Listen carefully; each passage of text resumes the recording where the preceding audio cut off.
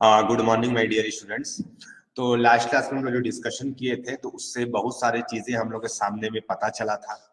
ठीक है, बहुत सारी चीजों के बारे में हमें आइडिया लगा था और वो सारी चीजों को हम एक बार क्विक रिकैपिचुलेट कर लेते हैं माय डियर स्टूडेंट। तो हम लोग लास्ट क्लास पे डिस्कशन किए थे कोऑर्डिनेशन नंबर। कोऑर्डिनेशन नंबर क्या चीज होता है कि जो एटम्स टच कर रहे होते हैं, यानी उसी को कोऑर्डिनेशन नंबर कहेंगे। हाँ, जो नियरेस्ट होंगे वो टच कर भी सकते हैं और नहीं भी कर सकते, उसके बारे में भी देखे थे मैंने। ठीक है, तो जो टच करते हैं उसी को कोऑर्डिनेशन नंबर कहते हैं। फिर हम लोग सिंपल क्यूबिक यूनिट सेल देखे थे जिसमें कोऑर्डिनेशन नंबर जैसे हम लोग कैलकुलेट किए थे फिल करके, कोऑर्डिनेशन नंबर इसका 6 आया था। नेक्स्ट नियरेस्ट नेबर कितने डिस्टेंस पे होगा, ये सारी चीजों को डिस्कशन किए थे। तो ये सारा हमें आइडिया लगा था। Next to next nearest centre के बारे में, जो मॉलिक्यूल्स होंगे, जो एटम्स होंगे, वो सारी चीजों को देखे थे और रेडियस और एज लेंथ के बीच पे रिलेशन देखे थे। मेरे भाई ये सारी चीजों को हम बोले थे याद नहीं करना है। अगर आपका कॉन्सेप्ट पूरा क्लियर है कि कैसे इसको फील किए थे तो उससे क्या होगा, आप इजीली जवाब दे सकते हो। फिर यहीं पे एक टर्म और डिफाइन किए थे my dear student, rank of a unit cell, जिसको Z से रिप्रेजेंट करते हैं। ये बताता है कि एक पर्टिकुलर यूनिट सेल के अंदर में कितने एटम्स होंगे और वही यूनिट सेल रिपीट होकर के हमारा सॉलिड बन जाता है। तो सिंपल क्यूबिक यूनिट सेल में कितना आया था, 1, यानी इफेक्टिव नंबर ऑफ एटम्स 1 होते थे। फिर उसी तरीके से हम लोग डिस्कशन किए थे पैकिंग फ्रैक्शन के बारे में कि पैकिंग फ्रैक्शन क्या होता है। तो एक यूनिट सेल 3 डायमेंशनल होता है, तो 3 डायमेंशनल था इसलिए हम लोग वॉल्यूम के टर्म में बात किए थे। 3 डायमेंशनल था इसलिए हम लोग वॉल्यूम के टर्म में बात किए थे कि जितना एटम्स ऑक्यूपाई करेगा डिवाइडेड बाई टोटल वॉल्यूम होगा, और जो बचा हुआ स्पेस रह जाता था उसको हम लोग वॉइड कहते थे। तो वॉइड कितना रह जाएगा, तो ऑब्वियस सी बात है जितना पैकिंग फ्रैक्शन रह जाएगा। तो आई होप ये सारी चीजें आपको अच्छे से समझ में आया होगा। लास्ट लेक्चर वाला माय डियर स्टूडेंट, जिसमें से हम लोग सिंपल क्यूबिक यूनिट सेल का पैकिंग फ्रैक्शन 52% आया था, बाकी बचा हुआ वॉइड फ्रैक्शन होता है। सिमिलरली डेंसिटी का मास बाय वॉल्यूम के टर्म में हम लोग डिस्कशन किए थे, कैसे डिफाइंड हो रहा था मास बाय वॉल्यूम। ठीक है, कि कैसे डिफाइन किए थे, तो जितना एक एटम का मास होगा, तो मास तो एएमयू में होगा क्योंकि एटम्स है, मोल्स ऑफ एटम्स तो नहीं है। तो मेरे भाई इसीलिए एम बाई एन ग्राम में कर दिए थे, और जितना एटम्स होगा वो सारे का mass divided by total volume, जिससे एक फॉर्मूला निकल के आया था। ठीक है, तो ये सारी चीजें आपको समझ में आई होगी माय डियर स्टूडेंट। इसी तरीके से फिर हम लोग body centred cubic unit cell में देखे थे, जिसमें क्या होता है, एक एटम बीच में होता है, एक एटम बीच में होता है बॉडी के सेंटर में, वो कंप्लीटली होता है, और वो बीच वाला एटम सारे कॉर्नर एटम्स को टच करते हैं, लेकिन ये कॉर्नर एटम्स टच नहीं कर रहे होते। तुम्हारा एटम्स का साइज ही पहले से छोटा हो जाता है, यानी कि सिंपल क्यूबिक यूनिट सेल में जो एटम्स का साइज था उससे छोटा हो जाता है, दैट्स व्हाई ये टच नहीं कर पाते हैं और बीच में आता है। तो ये सारी बातों को हम लिखे थे, जिसमें से कोऑर्डिनेशन नंबर बीच वाले के हिसाब से देखोगे तो डायरेक्टली दिख जाएगा कि 8 आ जाएगा। फिर नेक्स्ट नियरेस्ट नेबर कितने डिस्टेंस पे होगा, फिर next to next nearest neighbour कितने डिस्टेंस पे होगा, ये सारी बातों को डिस्कशन किए थे हम लोग, आपको याद आ गया होगा। इसी तरीके से फिर इसका भी हम लोग रैंक निकाले थे जेड, तो इफेक्टिवली 8 कॉर्नर में से थे, उसका 1 हो जाएगा, और एक बॉडी सेंटर में थे, टोटल 2 हो जाएगा। ठीक है, फिर रेडियस रेशियो और एज लेंथ के बीच में हम लोग क्या किए थे, रिलेशन निकाले थे। पैकिंग फ्रैक्शन इसका 68% आया था, यानी जैसे जैसे कोऑर्डिनेशन नंबर बढ़ रहा था वैसे वैसे पैकिंग फ्रैक्शन भी बढ़ रहा था। Similarly face centred cubic unit cell के बारे में डिस्कशन किए थे, जिसमें हर फेस में आधा था, मेरे में हाफ था एटम का, और जैसे कॉर्नर्स में होता था वैसे ही कॉर्नर में था। ये जो फेस वाला सेंटर एटम था वो अपने एडजेसेंट फेसेस वाले को टच करते थे, ऑपोजिट वाले को नहीं टच करते हैं, ये भी बात बताए थे। दूसरा चीज, ये फेस सेंटर एटम अपने आजू बाजू वाले जो कॉर्नर एटम्स है उसको टच कर रहे होते थे। हमारा ये डिस्कशन हुआ था जिसमें से कोऑर्डिनेशन नंबर कैलकुलेट किए थे, हम लोग विजुअलाइज किए थे, तो 12 पता चला था कितना डिस्टेंस में होगा, फिर नेक्स्ट नियरेस्ट नेबर कितने डिस्टेंस में होगा, ये सारी बातों को डिस्कशन किए थे।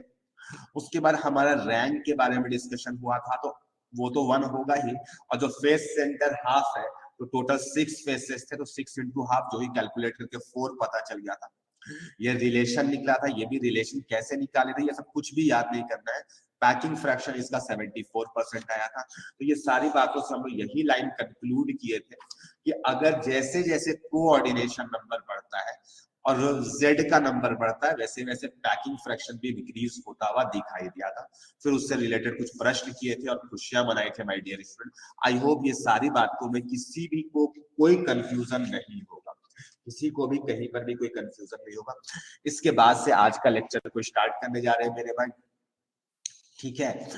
अब हमारा डिस्कशन है arrangement of particles in 1D 2D, इस तरीके से बात करेंगे, 3D में बात करेंगे किस तरीके से ये पार्टिकल्स अरेंज्ड रहते हैं। अच्छा, यहाँ पे ऋषिकेश बोल रहा है कि डीपीपी जो है वो कॉपी में करना है, नहीं, ये आपको डीपीपी अपना जैसे पहले बनाते थे उसी तरीके से आप बिल्कुल बनाइए मेरे भाई, ठीक है। ये डीपीपी आपको घर में बनाने के लिए जो असाइनमेंट देंगे, आज आपका असाइनमेंट देंगे जिसको आपको क्या करना है, इस कॉपी में बनाना होगा। आज का लेक्चर के बाद कुछ असाइनमेंट मिलेगा जो कि बनाना होगा, ठीक है। तो इस बात को ध्यान पर रखेंगे माय डियर स्टूडेंट। हम लोग डिस्कशन करने जा रहे हैं अरेंजमेंट ऑफ पार्टिकल्स, बात करेंगे कि 1D में कैसे होगा, तब ना फिर 2D में समझेंगे। Arrangement of particles, arrangement of particles in 1D, arrangement of particles in 1D। 1D का मतलब केवल एक लाइन के अलॉन्ग होगा, केवल एक लाइन। अगर जैसे ये लाइन के अलॉन्ग हुआ तो यही एक 1D होगा। अगर हम वाई एक्सिस के अलॉन्ग भी चलने लग जाएंगे ना, 2 लाइन 3 लाइन कर देंगे तो ये 2D हो जाएगा। अगर 2 लाइंस कर दिए ना तो ये 2D बन गया। तो एक लाइन के अलोंग 1D में करेंगे, या तो एक्स एक्सिस, या तो वाई एक्सिस, या तो जेड एक्सिस, या फिर एनी अदर लाइन, कोई भी एक लाइन के केवल अलोंग पार्टिकल्स का अरेंजमेंट होगा। अगर अरेंजमेंट पार्टिकल्स का अलोंग एनी लाइन होगा तो उसको हम लोग बोलते हैं अरेंजमेंट इन 1D, उसको हम लोग कहते हैं अरेंजमेंट इन 1D कहा जाएगा मेरे में, 1 डायमेंशनल। तो अगर अगर हम लोग बात करते थे 3D में, तो 3D में जब डिस्कशन होता था हमारा तो वहां पे वॉल्यूम का बात करते थे, क्योंकि 3 चीजें होती थी, लेंथ, ब्रेथ और हाइट होता था। लेकिन 1D में केवल क्या होगा, लेंथ होगा। तो सवाल है कि यहाँ पे पैकिंग फ्रैक्शन कैसे निकालें। तो यहाँ पर पैकिंग फ्रैक्शन जो होगा ये फ्रैक्शन ऑफ लेंथ कवर्ड होगा। यहाँ पे जो पैकिंग फ्रैक्शन होगा ये लेंथ कवर्ड पर बात करेंगे। पैकिंग फ्रैक्शन जो होगा यहाँ पर हम लोग लेंथ कवर्ड के बेसिस पर बात करेंगे कि कितना फ्रैक्शन लेंथ का कवर्ड हुआ है। यानी इसको तुम एलाबोरेट अगर करना चाहते हो तो इसका मतलब हुआ लेंथ कवर्ड, लेंथ कवर्ड कितना लेंथ को कवर्ड किया है बाय टोटल लेंथ, वो उतना जितना में तुम ऑब्जर्व कर रहे हो उसमें टोटल लेंथ कितना है, ये इसका मतलब। इस पैकिंग फ्रैक्शन का मतलब ये हुआ माय डियर कि कितना लेंथ को कवर किया है अपॉन तुम कितना में ऑब्जर्व कर रहे हो, तुम कितना में ऑब्जर्व कर रहे हो, इसका मतलब ये है। तो अब हम देखेंगे कि 1D में कैसे कैसे पार्टिकल्स को अरेंज किया जाएगा। 1D में अलोंग एनी लाइन, तो कोई भी लाइन ले ली, लेट्स से एक्स एक्सिस ले लेते हैं, तो एक्स एक्सिस में अरेंज करने का हमारे पास में एटम्स का 2 तरीका है। जैसे ये एकदम चिपका चिपका हुआ कर सकते हैं मेरे, इस तरीके से हम एकदम क्लोजली रहेगा अटैच, यानी कि एक दूसरे से चिपका हुआ रहेगा, टच कर रहा होगा, तो इस तरीके से एक ही लाइन, एक 2 लाइन भी नहीं बना सकते। अगर जहां 2 लाइन में अरेंज कर दिए तो वो 2D हो जाएगा माय डियर। तो मेरा अरेंजमेंट करने का एक ये तरीका है, अरेंजमेंट करने का पार्टिकल्स का ये एक तरीका है, फर्स्ट वे हुआ। तुम कहोगे कोई दूसरा वे भी है क्या, तो यस मेरे पास थोड़ा सा यहाँ पे स्पेस रख के हम बात करेंगे। सेकेंड वे, सेकेंड वे भी हो सकता है सेकेंड, और ऐसा नहीं कि ये रुक गया मेरे, ये चल रहा होगा इधर भी पॉलीमर की तरह, ये ऐसा नहीं कि हम एक उसका पार्ट बनाए हैं। तुम अगर दूसरा वे क्या हो सकता है, तो मेरे भाई कोई जरूरी है कि ये टच करे एक लाइन के अबाउट, ये ऐसा भी तो हो सकता है कि थोड़ा दूर दूर पे हो, ये इस तरीके से थोड़ा दूर दूर पे हो, इस तरीके से पार्टिकल का अरेंजमेंट हो, तो ये भी तो एक लाइन के अबाउट है, तो ये भी arrangement of particles in 1D ही कहलाएगा। तो अगर हम पूछेंगे कि बताओ ये जो फर्स्ट वे है इसमें कोऑर्डिनेशन नंबर कितना है, और सेकेंड वे जो है इसमें कोऑर्डिनेशन नंबर कितना है, तो कोई बताना चाहेगा क्या? फर्स्ट वे और सेकेंड वे दोनों कॉमा दे करके लिखना है। तो कोऑर्डिनेशन नंबर जो होता है वो होता है कितने एटम्स को टच कर रहा है। यस, तो फर्स्ट वाले में किसी को भी चूज कर, तो ये बाजू आजू बाजू को टच कर रहे तो 2 हो जाएगा। इस वाले में मेरे में एक भी टचिंग नहीं है। लेकिन अगर हम पूछेंगे बेटा बताओ तो नियरेस्ट नेबर कितना है, तो इसका भी 2 होगा, इसका भी 2 होगा। अगर नियरेस्ट नेबर पूछेंगे तो ये फर्क पड़ जाएगा, फर्क पड़ जाएगा मेरे भाई। अगर किसी लाइन के अबाउट देखिए, मान लो कि इतना दूर में हम ऑब्जर्व किए यहां से यहां तक, तो इतना दूर में मेरे भाई दोनों पूरा लेंथ कवर्ड है एटम से, और टोटल लेंथ भी वही है, यानी लेंथ कवर्ड पूरा एटम कवर करके रखा हुआ है, टोटल लेंथ भी यहाँ पे यही है। तो यहीं पर अगर हम बात करें कि पैकिंग फ्रैक्शन क्या होगा इस केस में, तो पैकिंग फ्रैक्शन इसका 100% होगा, क्योंकि ये कहीं पर भी तुम ऑब्जर्व करो वहां पर ये 100% लेंथ को कवर किया हुआ है। लेकिन अगर इससे पूछेंगे, मान लो कि यहां से हम यहां तक ऑब्जर्व किए, तो तुम बोलोगे पूरा तो कवर्ड नहीं है, ये हो सकता है किसी केस में 50% हो, किसी केस में 80% हो, ज्यादा क्लोज रहेगा तो 80% हो सकता है, कम क्लोज रहेगा तो वो हो सकता है 50% हो, 40% हो। तो इस केस में यहाँ पे पैकिंग फ्रैक्शन जो है माय डियर स्टूडेंट, ये लेस देन 100 आ जाएगा। ये 100% से कम है, ये अलग अलग केस में अलग अलग वेरिएशन होगा। तो ये अगर एक लाइन के अबाउट देखेंगे तो ये सारा चीज हमें देखने को मिल सकता है, ये हमें देखने को मिल सकता है माय डियर स्टूडेंट। अब क्या है कि ये इस टाइप का अरेंजमेंट कहीं पे देख पाते हैं क्या? किसी भी जो यूनिट सेल से डिस्कशन किए हम लोग, simple cubic unit cell, BCC discussion किए, एफसीसी डिस्कशन किए, तो क्या उसमें दिखता है क्या? तो यस, ये देखने को मिलेगा मेरे भाई। तो एग्जाम्पल एक देखते हैं, in simple cubic unit cell, in simple cubic unit cell, अगर हम सिंपल क्यूबिक यूनिट सेल को ले लें, सिंपल क्यूबिक यूनिट सेल को अगर हम डिस्कस में लेकर के आए, तो सबसे पहले कभी भी क्वेश्चन बनाना हो या कुछ भी करना हो तो सबसे पहले उसका डायग्राम बना लेंगे। सबसे पहले हमारा अप्रोच होगा कि उसका फोटो बना लेंगे अपने सामने में, ताकि हमें चीजों को समझने में इजी लगे, ताकि समझने में हमें इजी लगे।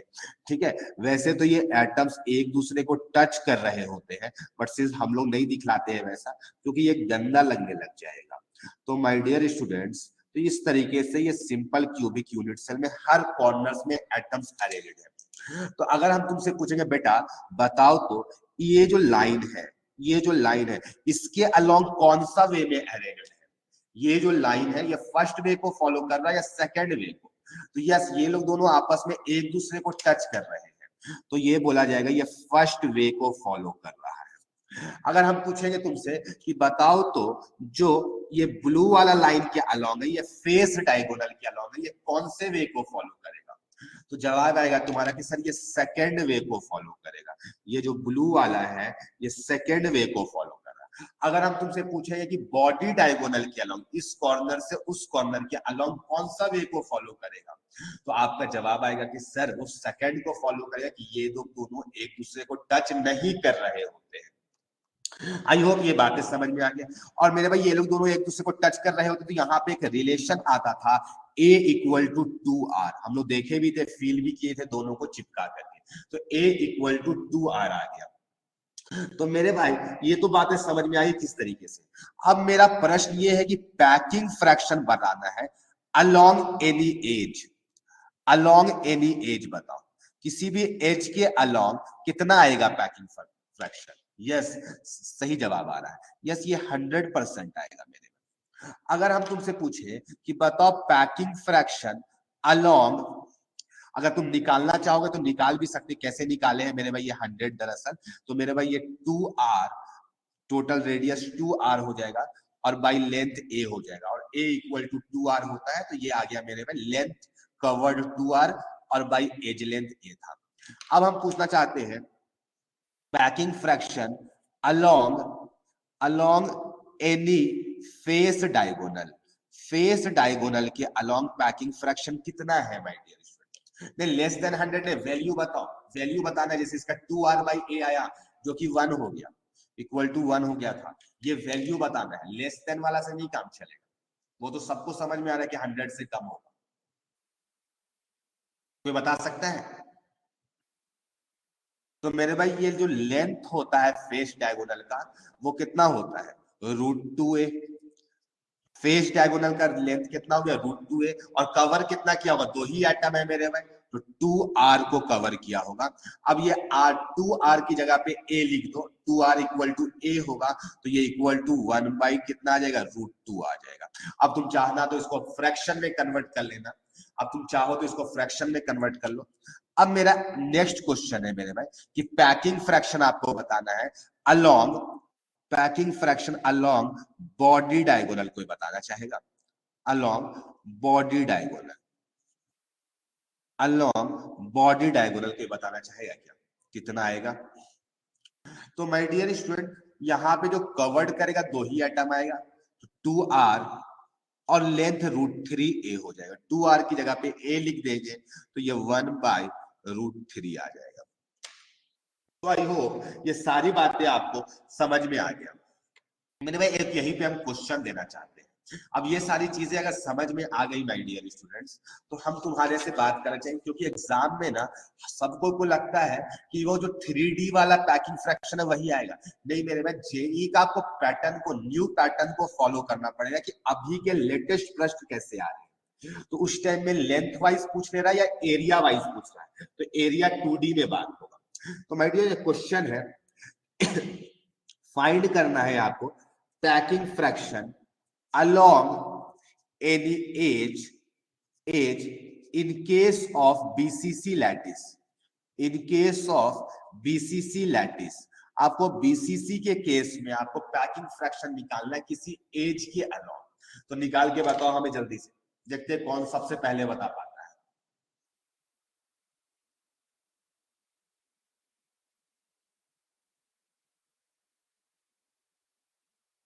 आ गया? तो किसी भी एज के अलोंग तुम्हें पता करना है माय डियर। तो एज के अलोंग मेरे भाई एटम्स तो यहाँ पे होंगे और यहाँ पे होंगे, बीच पे जगह एक दूसरे को टच नहीं करते हैं, तो पैकिंग फ्रैक्शन कितना आ जाएगा मेरे भाई? तो तुम कहोगे सर 2r और एज का लेंथ a होगा। अब बीसीसी के केस में ये कैसे रिलेशन निकालते थे? √3a बॉडी डायगोनल वाला से निकालते थे, √3a और वो 4 रेडियस के बराबर होता था, 4r के इक्वल होता था। तो मेरे भाई यहाँ पे 2r है तो √3/2 हो जाएगा, तो इसका आंसर हो जाएगा √3/2 आ जाएगा। यस, इसका आंसर हो जाएगा √3/2। तो आई होप आपको कैसा भी प्रश्न दिया जाए आप आसानी से निकाल लोगे कि नहीं निकाल लोगे? एक बार बता दो हमें। लेंथ वाला क्लियर हो गया सबको? Yes sir. Very good. तो मेरे भाई अब हम लोग मूव करेंगे अलोंग 2 डायमेंशनल। अब हम देखेंगे arrangement of particles in 2D, arrangement of particles, arrangement of particles in 2D। अब हम 2 डायमेंशनल में बात करेंगे, यानी अब ऐसा सोचो एक्स एक्सिस के अलोंग भी होगा और वाई एक्सिस के अलोंग भी होगा, इस टाइप का अरेंजमेंट का बात करेंगे। तो माय डियर स्टूडेंट हम लोग 3D रहता है तो वॉल्यूम पे बात करते हैं, 1D रहता है तो लेंथ। यहाँ पे लेंथ और ब्रेड्थ दो चीजें आएंगी। तो यहाँ पे पैकिंग फ्रैक्शन जो डिफाइंड होगा ये फ्रैक्शन ऑफ एरिया कवर्ड पर डिफाइंड होगा, फ्रैक्शन ऑफ एरिया कवर्ड पर डिफाइंड होगा। इसको तुम पैकिंग फ्रैक्शन को ऐसे लिख सकते हो, एरिया ऑक्यूपाइड बाय मॉलिक्यूल्स, हाँ एरिया के टर्म में हम बात करेंगे, बाय एटम्स या molecules divided by total area, divided by total area, ऐसे ही डिफाइन होगा ना। ऑब्वियस सी बात है, इसके अलावा और कोई दूसरा वे है भी नहीं पैकिंग फ्रैक्शन को डिफाइन करने का। तो टू डायमेंशनल में एरिया वाइज हम लोग डिफाइन करते हैं। अब इसमें दो टाइप्स का अरेंजमेंट देखने को मिलता है, इसमें दो टाइप्स का अरेंजमेंट देखने को मिलता है। वो दो टाइप्स के कौन कौन से अरेंजमेंट होते हैं, तो इसको हम लोग यहाँ पे इसे डिस्कशन करेंगे, दो टाइप्स के अरेंजमेंट को। एक होता है स्क्वायर क्लोज पैकिंग, एक होता है स्क्वायर क्लोज पैकिंग, और दूसरा होता है हेक्सागोनल क्लोज पैकिंग। दूसरा होता है hexagonal close packing. Hexagonal close packing आप लोग ना प्लीज अपने सामने में एनसीईआरटी बुक रखिएगा। ये सब चैप्टर्स में आपको जरूरत पड़ेगा एनसीईआरटी बुक देखने का। खैर अभी नहीं पड़ेगा, अभी हम बोलेंगे थोड़ी देर के बाद, अभी नहीं, बस अपने सामने में रखे रहिएगा मेरे भाई। स्क्वायर क्लोज पैकिंग यानी कि अब 2D में अरेंज करने का दो वे है मेनली। वैसे तो इन्फिनाइट वेज है, इन्फिनाइट, यस मेरे भाई इन्फिनाइट वेज है। दिखलाते हैं मेरे भाई कैसा कैसा वेज है स्क्वायर क्लोज पैकिंग में माय डियर स्टूडेंट। जैसे एक हम पहले तो एक लाइन तो ऐसे कर दी, एक लाइन हम ऐसे दिखला रहे हैं, एक लाइन ऐसे दिखला रहे हैं मेरे, एक लाइन ये हो। अब जो दूसरा लाइन है मेरे भाई एकदम जस्ट, जैसे मान लो ये जो मेरा स्केच पेन ऐसे रखा हुआ है, इसके जस्ट ऊपर रख दे मेरे भाई। अगर हम दूसरे लेयर को इसी जैसे रखा हुआ था ना, उसके जस्ट ऊपर ऊपर रख दे मेरे भाई, तो ये एक वे बनेगा कि नहीं बनेगा? तुम कहोगे हाँ सर ये भी एक तरीका है कि जिस टाइप का लेयर फर्स्ट लेयर है उसी तरीके से आप दूसरा लेयर को भी अरेंज कर दे, ये एक तरीका है। ये एक तरीका है कि जो लेयर था उसी के जैसा हम उसके बाद वाले लेयर को भी अरेंज कर दिए। एक लेयर जैसा था उसी के जैसा हम एक दूसरा लेयर को भी अरेंज कर दिए, और सेम इसी तरीके से करते चले गए, सेम इसी तरीके से करते चले गए। तो अगर फर्स्ट वाले लेयर को हम नाम दिए ए टाइप लेयर, तो सेकेंड वाले को भी बोलना पड़ेगा ए टाइप लेयर है। थर्ड वाले को भी जैसा उसी के ऊपर रख रहे हैं तो उसको भी हमें वही बोलना पड़ेगा। अगर ये ए टाइप का लेयर बोले नाम इसका, तो बेटा देखो ये वाला लेयर भी ए टाइप का लेयर होगा, ये वाला भी जो लेयर होगा ये भी ए टाइप का लेयर होगा। तो स्क्वायर क्लोज पैकिंग को हम लोग ए टाइप लेयर भी कहते हैं। तो इसको लिखेंगे माय डियर स्टूडेंट, इसका एक पॉइंट सामने आया। क्या पॉइंट सामने आया मेरे भाई? ये कैसा टाइप क्लोज पैकिंग है? ए डॉट डॉट डॉट चलता रहेगा, ए चलता रहेगा, टाइप क्लोज पैकिंग है मेरे भाई। तुम कहोगे हाँ सर बिल्कुल ये बात बिल्कुल सच है। सर इसको स्क्वायर क्लोज पैकिंग आप क्यों कह रहे हो? इसका पीछे का क्या रीजन है स्क्वायर बोलने? तो मेरे भाई कोई एक एटम को पकड़ो और उसका हमको कोऑर्डिनेशन बताओ, पूरा कंटिन्यूअस है मेरे भाई ऊपर नीचे, तो हमें कोई बताएगा यहाँ पे इसमें कोऑर्डिनेशन नंबर कितना आएगा? कोई भी एक एटम का, यस 4 आ जाएगा। कोऑर्डिनेशन नंबर इस केस पे 4 आ जाएगा माय डियर स्टूडेंट। कैसे आएगा? मान लो इसको पकड़े तो ये इधर इधर ऊपर नीचे 4 से सराउंडेड है, तो कोऑर्डिनेशन नंबर इसमें 4 आ रहा है। तो हमको इसी को दिखलाना है कि इसमें से 4 कौन कौन से सराउंडेड है। तुम कहोगे सर ये सराउंडेड है, ये सराउंडेड है, ये सराउंडेड है, ये सराउंडेड है और ये सराउंडेड है। तो जो जो सराउंडेड थे ना उसको हम दिखला दिए। तो इसका जो शेप आया वो हमें स्क्वायर की तरह दिखाई दे रहा है, इसीलिए इसका नाम पड़ा हमारा स्क्वायर क्लोज पैकिंग। इसका नाम पड़ा स्क्वायर क्लोज पैकिंग।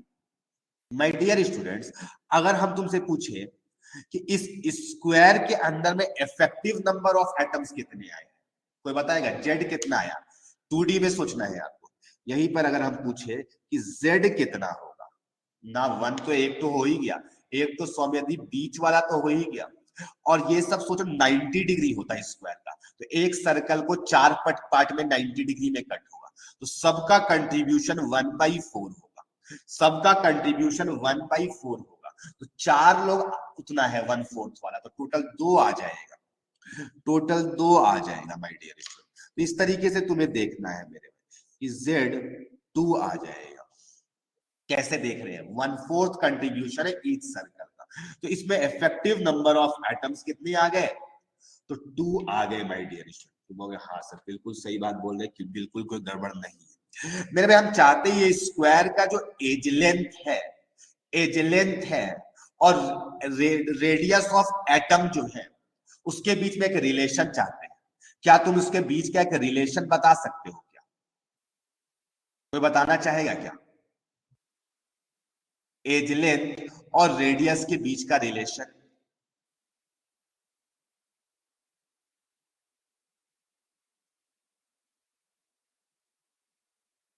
जल्दी बताओ फटाफट। अगर किसी को लगता है तो जल्दी बताओ फास्ट। हाँ तो मेरे भाई ये अलोंग द डायगोनल देखेंगे कहीं ये कंटिन्यूअस एटम्स है, इधर कंटिन्यूअस नहीं है तो दिक्कत हो जाएगा। ऐसे अलोंग द डायगोनल देखेंगे तो तुम्हें दिखाई देगा कि √2a होगा, साइड ए है तो। और मेरे में कितना रेडियस आया 4, तो यहाँ पे एक रिलेशन आया √2a इक्वल टू 4r आ गया मेरे में। ये भी एक रिलेशन दिख रहा होगा तुम्हें, √2a इक्वल टू 4r। जो चीजें दिखाई दे रही है उसको लिख रहे हो, हम नहीं लिख रहे हैं मेरे में, तुम लिख रहे हो, उसको हम कॉपी कर रहे हैं। पीछे वाले कह रहे हैं पहले ऐसा हम लोग करते थे, आज आप कर रहे हैं। हाँ मेरे भाई तो ये है स्क्वायर क्लोज। हाँ श्रुति बोलो। स्क्वायर का एज लेंथ ए कैसे निकाले? हम ए मान लिए, कुछ ना एज लेंथ कुछ ना कुछ तो होगा ना, उसको ए कंसीडर किया। तो ये ए वही वाला ए है जो वहां पे यूज करते थे अब 3D डिपेंड में? करेगा, अलग अलग सॉलिड में ये तो एज लेंथ अलग अलग होगा ना, तो वेरी कर जाता है। ठीक है तो हम लोग ए बोलते हैं, जैसे आप लोग मैथमेटिक्स में एरिया ए स्क्वायर बोलते होंगे आप लोग। ठीक है तो उसी तरीके से ए बोल के, अब स्क्वायर अलग अलग हो सकता है, अलग अलग एटम का साइज पे डिपेंड कर जाएगा वो स्क्वायर। तो माय डियर पैकिंग फ्रैक्शन भी निकालना, लेकिन अभी मेरे पास में यहाँ पे स्पेस नहीं है, तो हम नेक्स्ट पेज में लिखेंगे। तब तक के लिए हम लोग हेक्सागोनल क्लोज पैकिंग पढ़ लेते हैं। तो my dear student hexagonal close, एक तो ये वे था, उसी तरीके से एटम्स को रखेंगे मेरे में। एटम्स को रखें, एक लेयर पहले बनाने दो ए टाइप का, पहला वाला लेयर तो एक कोई भी एक लेयर बनाना ही पड़ेगा मेरे में, तो इस टाइप से एक लेयर बना लिया। अब सेकेंड लेयर इसी के जैसा मैच करा देंगे तो फिर तो स्क्वायर क्लोज पैकिंग। तो नहीं मेरे भाई, जैसे मान लो ये इस तरीके से स्केच पेन है, अब इसमें जो बीच में जो खाली जगह हल्का सा बच रहा है ना, उस पर रख दिए लाकर, उस पर भी तो रख सकते हैं इस टाइप से।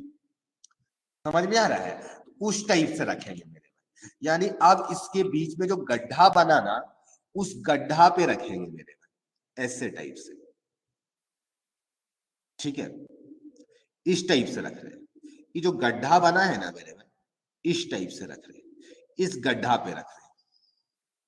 अब आया बात कि अब इस गड्ढे पे रख लिए मेरे भाई, अब जो इसका गड्ढा बना इस पे रखेंगे। तो मेरे भाई इधर भी अगर एक एटम दिखला दे तो ये पहले वाले से ही मैच करेगा। ऑब्वियस भाई इसका गड्ढा ऊपर तो मैच करना ही है, फिक्स है कि मैच करेगा ही, ताकि इसी से जिस गड्ढा पे आया उसके सामने में ऊपर भी गड्ढा होगा। तो मेरे भाई इस टाइप का जो लेयर दिखाई देगा आपको बनता हुआ, आपके बुक में भी बना हुआ होगा इस टाइप का लेयर। इस टाइप के लेयर को अगर हम फर्स्ट लेयर को नाम दिए ए टाइप का लेयर, इस सेकेंड वाले को बी टाइप नाम दिए, तो मेरे भाई ये पहला वाला से रिपीट है, बोला जाता है इस तरीके से ए बी रिपीट होगा, तो इसका नाम हो जाएगा। इसके लिए हम लोग लिखेंगे माय डियर स्टूडेंट्स, यहाँ पर ये ए बी इस तरीके से चलता हुआ लेयर रहेगा, टाइप क्लोज पैकिंग है, ये क्लोज पैकिंग है। अगर हम तुमसे पूछे कि माय डियर स्टूडेंट बताओ किसी एक एटम का कितना कोऑर्डिनेशन नंबर होगा, अगर हम तुमसे पूछे तो बता सकते हो क्या इसका कोऑर्डिनेशन नंबर कितना? तो यस इसका जवाब आएगा 6, क्योंकि एक एटम को कंसीडर किए, ये किस किस से सराउंडेड, इधर बाजू वाले से मेरे में, तो उसको हम लोग घेर लेते हैं मेरे में, जिस जिससे ये सराउंडेड है। तो यहाँ पे तुम्हें दिखाई देगा ये हेक्सागन का शेप दिखाई देगा और ये 6 एटम्स आ जाएंगे, तो इसीलिए नाम है मेरे भाई इसका hexagonal close packing, coordination number 6। Effective number of atoms को बताया कितना आएगा इस केस पे, इफेक्टिव नंबर ऑफ एटम्स को बताना चाहिए इस केस में कितना आएगा माय डियर स्टूडेंट्स, कितना आएगा इफेक्टिव नंबर ऑफ एटम्स? 2। तो यहाँ पे हम लोग देखेंगे कितना होना चाहिए, एक तो कंप्लीट है, एक तो कंप्लीट है, और इस ये एंगल हेक्सागन में एंगल कितना होता है, तो तो सवाल है इसका एंगल 120 डिग्री। तो बोलोगे हाँ सर बिल्कुल। तो मेरे भाई इसका मतलब सर्कल अगर होगा तो ये सर्कल 3 पार्ट में कट करेगा, 3 पार्ट में कट करेगा। तो इसका मतलब एक तो बीच वाला होगा, और टोटल कितने सर्कल टच पे आए हैं? तो तुम कहोगे सर 6 आया है, और एक का कंट्रीब्यूशन 1/3 होगा कि 3 सर्कल्स में बटेगा वो। तो कितना हो गया माय डियर स्टूडेंट्स? तो इसका मतलब 3 हो जाएगा। यानी इस केस में z का वैल्यू 3 आ जाएगा। इफेक्टिव नंबर ऑफ एटम्स 3 हो जाएंगे, 2 नहीं होगा इस केस। इस पेज को हम हटा रहे हैं, ठीक है। इफेक्टिव नंबर ऑफ एटम्स जो हो गया इस केस पे, वो कितना हो गया माय डियर स्टूडेंट? तो इस केस में 3 हो गया। तो यहाँ पे हम लिखेंगे, ये हेक्सागोनल वाला साइड है, हम लिख दे रहे HCP इधर ऊपर में, इधर पे स्क्वायर क्लोज पैकिंग SCP लिख दिए हैं, ठीक है। तो यहाँ पे हमारा Z का वैल्यू 3 आ गया, कोऑर्डिनेशन नंबर 6 आ गया। अब हम चाहते हैं ना कि एज लेंथ और रेडियस पे रिलेशन, तो कोई बताना चाहेगा क्या कि एज लेंथ और रेडियस में क्या रिलेशन आएगा? कोई बताना चाहेगा?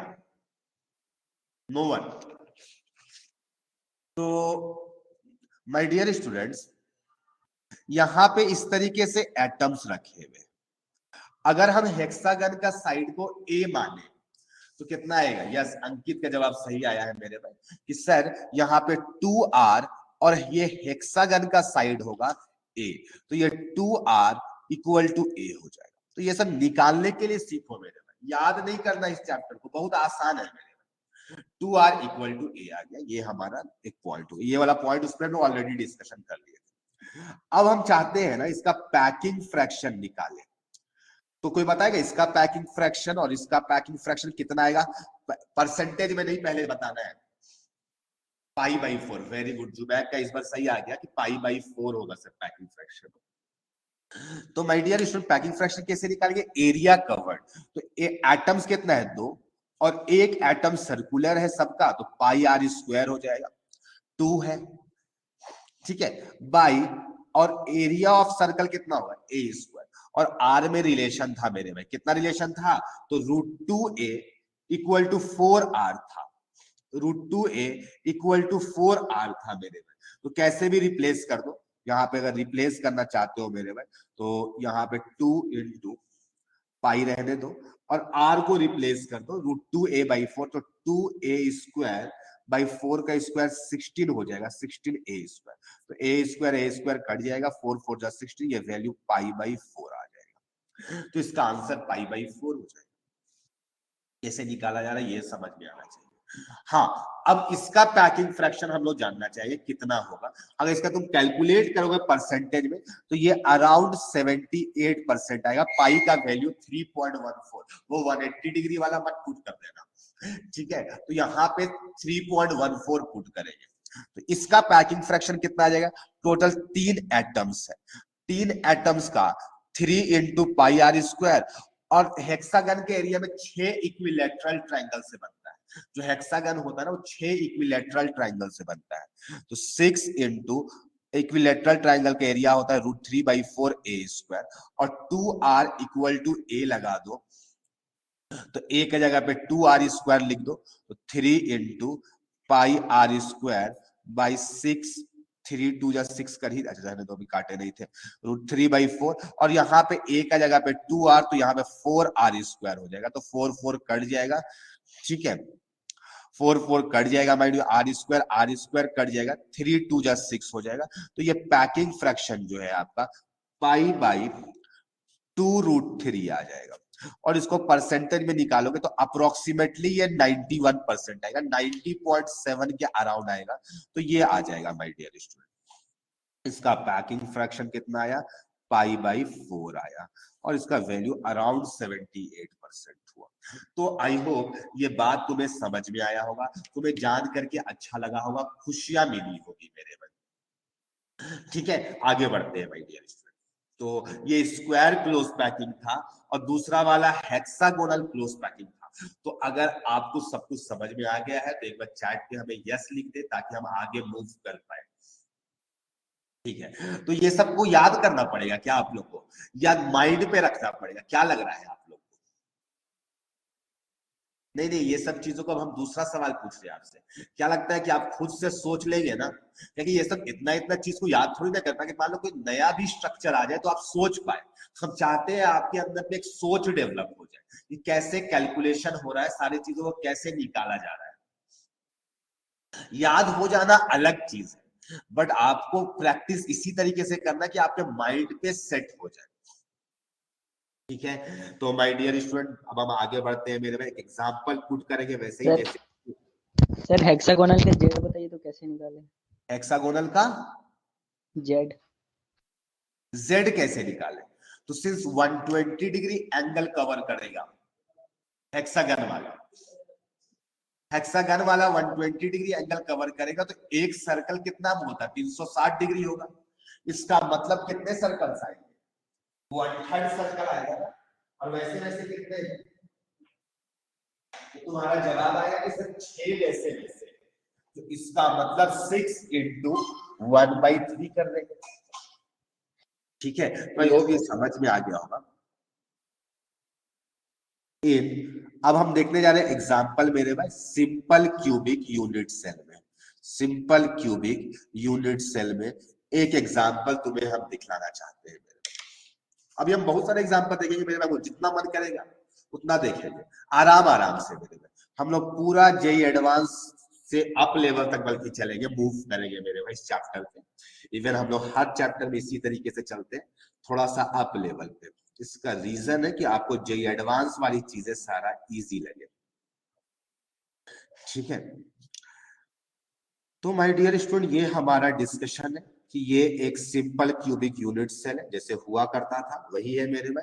और इसके सारे कॉर्नर्स पे एटम हो गए, सारे कॉर्नर पे एटम्स हो गए, हर कॉर्नर पे एक एक एटम है, जैसे होता था मेरे में। तो हमको बताना है मेरे भाई कि ये जो नीचे वाला जो फेस है, ये इसमें नीचे वाला फेस पूरा देख रहे हैं, या ऊपर वाले फेस, कोई भी एक फेस को देखो, ये कौन सा वाला टाइप का क्लोज पैकिंग है? ए टाइप क्लोज पैकिंग है या A B type close packing है? तो तुमको दिखाई देगा सर, अगर इस लाइन को पकड़े और उसके जस्ट पीछे वाले को चले तो ये ए टाइप हो जाएगा, यानी ये वाला ए, ये वाला बी। तो एक किसी फेस को अलोंग एनी फेस देखे, अलोंग एनी फेस अगर तुम देखना चाहते हो तो तुम्हें दिखाई देगा कि ये ए टाइप क्लोज पैकिंग आएगा, ये ए टाइप क्लोज पैकिंग आएगा।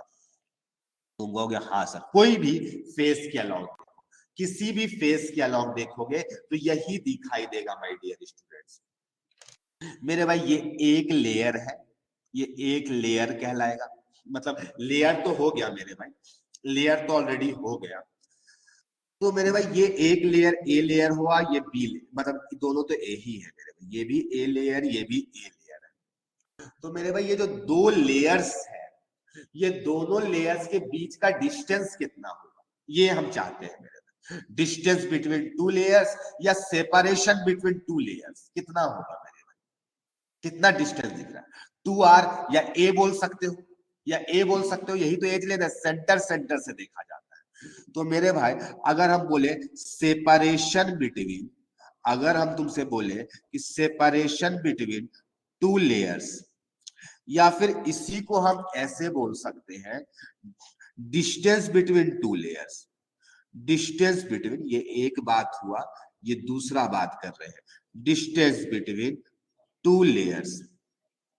अगर हम तुमसे बोले कि बेटा बताओ क्या होगा, तो मेरे भाई ये ए होगा, और सबको पता है ये इक्वल टू 2r होता है, ये इक्वल टू 2r होता है, ये सबको पता है।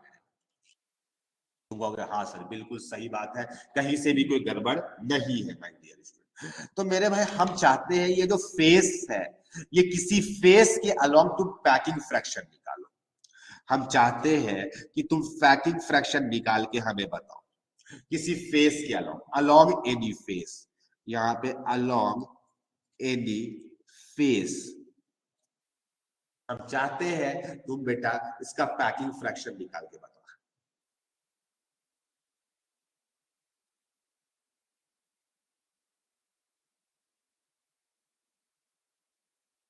इसका आ जाएगा, वो चैट में बताएगा। 78%। पाई के टर्म में बताओ ना।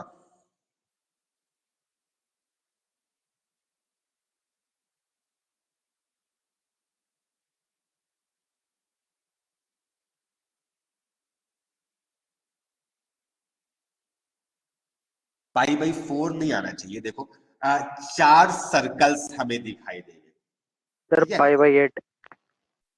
और उसका कितना होगा माय डियर स्टूडेंट्स? तो ये जो 4 सर्कल्स है इसका 1/4 ही ना एक में आएगा। सर्कल सोचो, सर्कल 2D में सोचना है। हाँ 2D में ध्यान रखना। तो सर्कल इमेजिन करना है। एक सर्कल का कितना आ रहा है? 1/4 आ जाएगा।